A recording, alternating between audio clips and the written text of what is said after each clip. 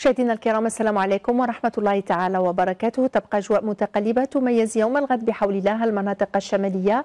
الأمطار تكون من حين لآخر على كافة المناطق الشمالية، أحيانا على شكل زخات رعدية بالنسبة للسواحل.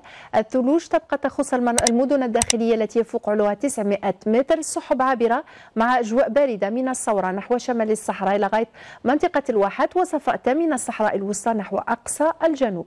6 درجات تحت الصفر ستسجل خلال ليلة اليوم بالبيض، تقريبا نفس المقياس بالجلفة. 2 درجات تحت الصفر بكل من قسنطينة، خنشلة ومنبواقي، ما بين 2 إلى 4 درجات بسواحل، 2 أيضا ببشار وغرداية، 3 درجات بالجنوب الشرقي، 6 درجات بتندوف، 1 فقط بتمنراس، و11 بإنجزام.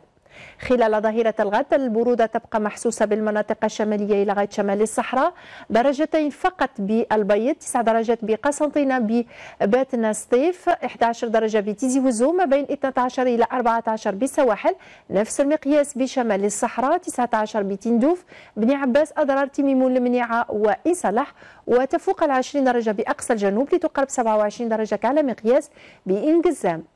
البحر خلال يوم الغد سيكون من قليل الاضطراب إلى مضطرب نحو سواحل الوسطى والشرقية، رياح ضعيفة على العموم.